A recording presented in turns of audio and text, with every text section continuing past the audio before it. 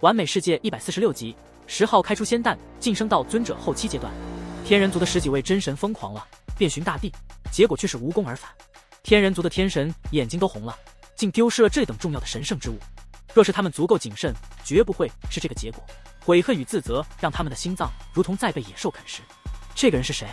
一群高手脸色铁青，恨不得立刻寻到，将10号活剐了。一位真神脸色铁青说道：“仅凭一个破空符，他逃不了。坐标完全能确定，可以追到，只是他的身法太诡异了，快到离谱。而对方只是一个尊者，居然可以快他们一筹，就此走脱。这身法，一种是缩地成寸，为人族大神通，而另一种属于神情。”一个年老的真神说道：“他经验丰富无比，我觉得像是金鹏身法。”另一人道：“因为模糊间看到10号背后浮现出一对金翅。”错，他比金鹏身法还要快。老真神说道：“比金鹏还快？这难道是有人睁大了眼睛？”没错，应该是那小子，他在报复。老神面沉似水，眼中闪动寒光，是被我族拿下，最后又走脱的那小子。另一位强者眼神阴鸷，握紧了拳头。一个曾经的阶下囚抢走了他们的大造化，除了他，还有谁会鲲鹏法？老神脸色难看，他猜测出那是荒，也是下界的10号。他活腻了吗？一人站起，露出一嘴雪白的牙齿，森寒无比。啊，这个小狗，我族还在寻他呢，结果他自己暴露了，这次不能让他走脱。其他真神也震怒，全都散发杀气，神矿附近顿时温度骤降。我想，他是故意露出疑点，诚心让我们猜测到是他，这是赤裸裸的报复，告诉我们他来了，让我天人族难受。有人说道。一个小小的尊者盗走了属于我族的神圣之物，有真神低语，想到很有可能是10号在报复，简直要发狂了。他成功了，让我们心中悔恨与煎熬。此刻天人族目光如刀子般，他们认为失去的气势内多半包裹着一枚正在孕育的仙种，这种损失太大了，任何大教得悉都要发疯。这能够造就一位无上高手，因为他们曾听闻，在古代3000州的大决战中，得到第1名的生灵就有人以仙种成就神火境，傲视同代，天下无敌。大草原中，10号不知道自己逃出多少万里，利用破空符出来后，也始终不停步，变换方位，一路疾驰。最后太阳快落山了，他才止步，觉得彻底摆脱了天人族的强者。这究竟是什么东西？他看着手中的东西，他被一团雾霭包裹着，一会儿变大一会儿缩小，并不太稳定，大石若磨盘，小石如龙叶，并且它的重量也是变化的，有时比山岳还要沉，有时又轻若稻草，捉摸不定。10号通体都是古文，运转神力支撑此物，因为这东西有时太重了，若非如此，可能会直接压进地下去。最后他终于稳定了下来，似乎随着外界平静，他也安静了，变得很轻，可以放在草原上而不沉。10号盘坐，探出神识，仔细查看，这团雾很浓，包裹当中的奇物，这是天地母气吗？他很怀疑，因为那是传说中的东西，但天人族的真神曾惊呼，这很有可能就是。据传天地母气可滋养生灵，也能造就出无上瑰宝，它本身是一种奇异的物质，若是凝聚足够多，可以当作仙料用。当然它最为奇特之处在于，有它出现，必是因为有无上神圣的东西要出世了，因为透过它在吸收这个世界的精华。之所以称为母气，就是因为它好比胎盘脐带，连着被孕育的至宝，以它为桥梁，为天地的本源与大道。10号看了又看，最后确信这真的是天地母气，与古书上记载的一模一样。这种物质沉重时，一缕就足以压塌大山，轻时又若无物，可飘散虚空中，且它很容易与道共存，承接天地与大道的烙印，输送进无上仙料与至宝中，以母气滋养。这当中真正的宝物得多么的珍贵！10号激动了，眼中火热。在外界看来，连母气都是稀世宝物，若足够多的话，可以凝练成仙料，而它包裹的东西岂是凡品？母气很特别，即便是重瞳都很难看穿。10号小心翼翼，用手探进天地母气中，仔细的摸索，感知究竟是什么。不得不说，天地母气很特别，总是将他的手推举出来，让那物与外界隔绝。10号多次尝试，终于成功，立时露出古怪之色，因为它的形状竟然是一枚蛋，仙种。他有点发呆。别人所说的仙种是泛指，如一团鲜血、一块仙骨等，都可以用来成就己身，在神火境时中道，实现最强进化。而他真的得到了一只种，这竟是一枚蛋，多半会孵育一头生灵来。仙蛋，一想到这里，10号眼睛就贼亮，或许是真龙蛋，或者是仙黄蛋也说不定。这要是吃掉，我能得到多大的造化？他自语，觉得口水都快流出来了。如果有人在此听到，一定会发呆，而后怒斥他：吃货，你个败家子！这想法太与众不同了。这蛋在缓慢变化，从直径3尺到1寸，又从1寸变回3尺，个头不定，来回变换，令人有点不解。10号自然不会妄动，在这里探索，以手抵在蛋上，闭上眸子，认真感应。最后他被惊呆了，身体摇动，觉得不可思议，露出震撼之色。这蛋壳蕴含着各种烙印，天地大道加持，像是能与整片世界沟通。他仿佛看到了天地万物，一草一木。这蛋不能吃了，他心中大受触动，一直在想，不以大赤天火等点燃己身，而是另寻他法成神。因为他还一直觉得真仙所依火焰虽然强大，可以助人完美进化，但终究是形成了一个框架，走的是古人的路，以整片世界为熔炉，以诸天道则为火，这样熬炼己身，成就神位，也许更强。而现在他看到了一点希望，因为这枚蛋像是与天地中各种道则相连，能隐约间体会到一些不同的东西。是了，依照古书记载，一些神圣之物成型时，需天地喂养，需各种道则浇灌，看来就是如此了。石浩明白了，而后身形微微颤抖，这是激动的，机会难得。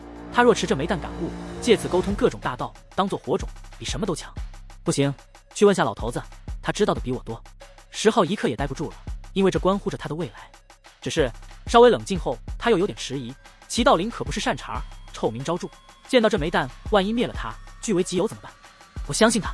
一番思索，石浩毅然上路。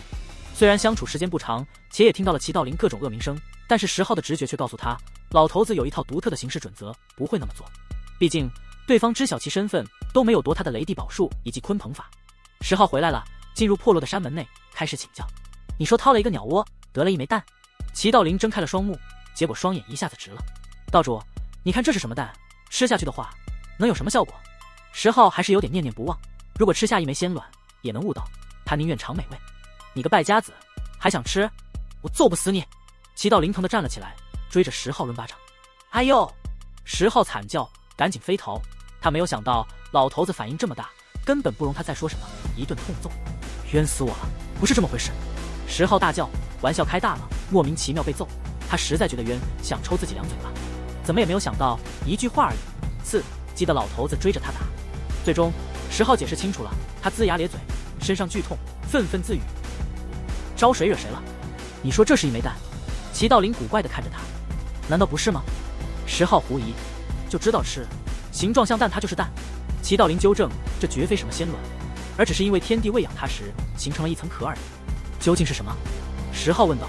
多半是一种仙晶，也许是七彩仙晶，也许是虚空仙晶，总之不是什么蛋。齐道林叹道，这小子运气太强了。那位老天人若是知道真相，估计要发狂。仙晶，石浩自语，满意点头。这种东西让各大教都疯狂，可遇不可求。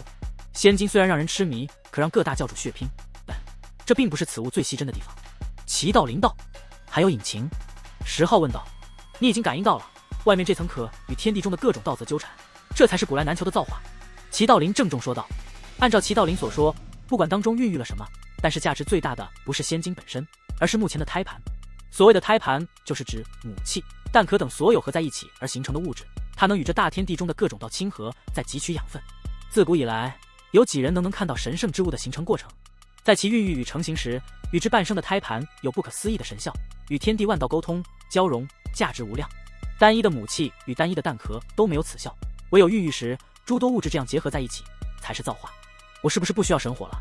借此种道，入神火境就可以？石浩很不平静，将早先的那些念头都说了出来。只能说有了一点可能，有了一丝希望。齐道林说道，严肃了起来，道：古来经验之事何其多，不止你一个人有过这种想法，太多了，只是应该都失败了，多半没有人成功过。若是用其他仙种也就罢了，但想借天地为炉，各种道为火，这样成神太难了。道主，我该怎么做？石浩问道。借此胎盘为己用，利用好的话，有20%的几率成功；而若是败了的话，连里面的仙晶都会废掉，当然你也会成灰烬。齐道林郑重告诫，别说这么丧气的话，多说点吉利的。石浩咕哝，最好的结果是你有40%的几率成功，且孕育的仙晶会无损，甚至因与你共生，化作你最得心应手的兵器，天地为他铸就道痕，演化规则。齐道林说道。最好的结果也才只有40%希望成功。石浩发呆，死路大于生途，这还如何去走？我还是想走。石浩轻语，这条路很难，自古以来踏上去的生灵差不多都死了，以失败而终。他不甘，愿踏出那关键性的一步，闯出与众不同的道途，领略另一片天地的风景。你可要想好了，陨落的可能更大，远远大于那一线希望，甚至可以说这就是一条死路。齐道林平静地提醒，在他看来，这种希望更像是一种诱惑，算不上真正的曙光。若是执意一路走下去，最终会如前人那般以血写下一篇失败的残卷。没有走过，怎么知道不行？慢慢摸索，总会走出一条不同的路。石浩自语，而后叮嘱了齐道林，认真请教古人的各种路。齐道陵没有说话，看着他，见他坦然，神色宁静，并不是一时的冲动，最后点了点头，道：“看来我得另寻一名记名弟子了，早做打算。”石浩哑然，这么早就不看好他了，认为他一定会失败并陨落吗？齐道陵宽大的袍袖一展，哗啦一声坠落下一大堆古书，将石浩埋在了下方。这些都是前人的典籍。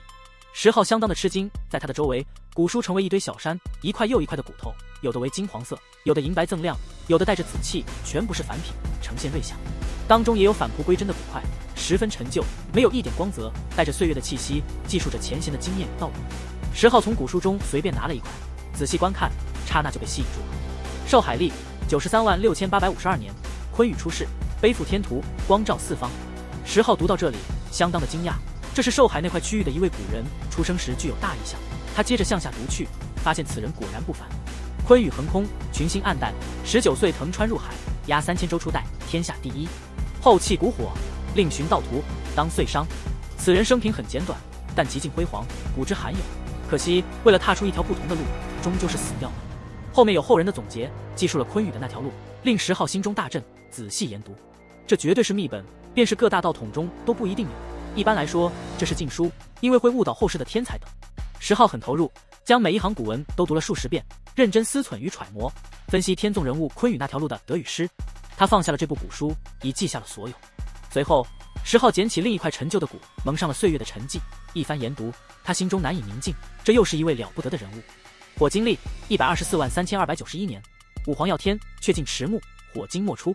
石浩看完后，心头大震动。当年火经族位列10大族内，号称帝族、皇族，曾有武皇统御那个时代。在武皇生命将尽时，想让天纵奇才火经末的无敌神话延续到更高境界，可最终悲歌。武皇邀故友，请民宿，合众道为火，断火经末神位。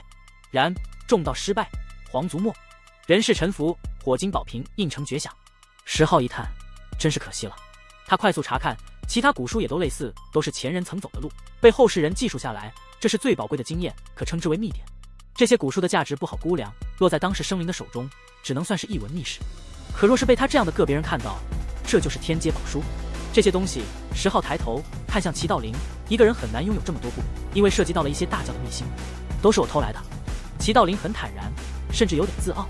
石浩无言，不得不佩服，难怪他会被各教围剿，连这种古书都能搜集到一堆，可想而知其他宝术。只能说，这位道主是个奇人，无愧其臭名昭著的名声，太了不得了。当然，石浩不会鄙视，有的只是佩服。或许在外界人看来，两人这是臭味相投。这世间不止你一个天才，太多的人想走出不同的路，老夫就是其中一个。齐道陵说道。显而易见，他失败了。庆幸的是，他没有如史上的一些年轻至尊般伤女落幕，活了下来。他直言，在那条路上走出很远，推测到明确的后果后，他果断放弃了，不会愚蠢的用命去挣扎。人杰有所为，有所不为，若知必死，还去飞蛾扑火，那是不智。齐道陵说道，一点也不为自己的退场而脸红，反而自视为荣耀。石浩知道他是好意，这是在敲打他莫要一条路走到黑，适可而止。毕竟这条路太难，应该是从未有人成功过，号称天骄喋血的绝路。我知道。石浩点头，最后全身心地投入了进去，阅读各种古书，了解古代前贤的路语法，总结经验。这是基石，也是成功的土壤。只有在前人的路上汲取经验，攫取智慧的火光，才有成功的可能。没有人可以凭空突破，闭门造车肯定不行。外界不平静，特别是火州的神矿区，但是这与石浩无关。他沉浸在一片灿烂的世界中，追寻道途。在此期间，他化成了武痴，不时骚扰齐道陵，拖着老头子请教，废寝忘食，全身心地投入了进去。齐道陵虽然说要再去寻一个弟子，看到了他失败的前景，但依旧给予指点，非常的认真。随后，石浩从前人的路途中挣脱了出来，暂时凝心静神，让自己超脱所有思绪，默默思考与推演。真是一条死路啊！他轻语，同齐道陵一起论证，即便有那神圣之物，天地的胎盘，失败的几率也大到让人长叹。不管其他，先向前走。石浩目光坚毅，若是现在就退缩，那就真的什么都不用想了。地上那枚椭圆形的天料早已稳定下来，被层层母气包裹，经由天地喂养，汲取各种道则，依旧在被孕育中。石浩与齐道陵讨论后，一致觉得这蕴含仙经的天地胎盘与各种大道交连，最好的放置之处就是眉心内。在此过程中，石浩的元神可以观摩，为日后以天地为熔炉，用各种道则点燃己身做准备。现在需先行感应。有朝一日，3000州天才大战开启后，他需要取仙经而代之，藏己身于蛋中，就此焚烧真身。便是在齐道陵的护法下， 10号收母气环绕的神圣之物时，也险些出现意外，因为母气的重量随时变化，方才暴动时让他额骨都快皲裂了，因为它沉重了，一缕就能压他山峰。还好，齐道林真的很了不得，传了他8、9天宫的粗法、鲲鹏法、雷地法等一起出现，共同转动，笼罩此物，令他平静隔绝了起来。识海很神秘，可收容性命娇羞的道气等，多了一物，自然可以容纳。这就是8、9天宫驾驭宝术的法。此前不是我不想传你，而是怕你因此负伤，因为在这个境界根本不可能施展。齐道林郑重告诉他因由，想学此法，必须要达到极高的境界，肉身、古文、精神等高度融合，不分彼此。10号也算是一柄，肉身等强的离谱，故此能简单的施展出粗法。一般来说，尊者、神火境的修士强施此法，身体会崩开，需要强大到极致的肉身作为根基，这是最基本的要求。若非需要镇压这神圣之物，齐道林暂时是不会传给他的，怕他出现意外。10号觉得头骨内古纹闪烁，有些心惊肉跳的感觉，形成了一股很大的压力。这样也好，以此天宫为牢笼，困住仙晶，可以磨砺你的宝术等。齐道林微笑道。10号认真体悟，果然有好处，这样形成了压力。等若让他不时要运转8、9天宫粗法，带动几种宝术，释放古文，这也是一种修行。此外，10号观此胎盘，捕捉各种道则，对自身元神大有裨益。虽然还未取仙晶而代之入胎盘中，但也可以观道、领悟等。外界不宁静，各教弟子都在期待。据传幽雨与云溪可能到了，也许会来至尊道场。此外，火州一片喧嚣，天人族的神矿遭劫，造成巨大的波澜。在小破山门内，10号的头颅发出了可怕的光焰，神识波动剧烈，让齐道林睁开了眼睛向他看去。齐道林是何等人物，只此一观就看出了个大概。他眉毛直跳，露出异色，道：难道是金蒲果有那种气息？他居然能成功！古代很多人在这个境界尝试，结果自身都爆碎了，有记载的都以失败告终。齐道林知道还是有人成功过，不然不会留下这种古法，告知后人去探寻，只是不曾被载入古书而已。10号盘坐不动，如同一块巨石，他的头颅发光，映照的头骨都晶莹了，且发丝都在根根绽放神霞。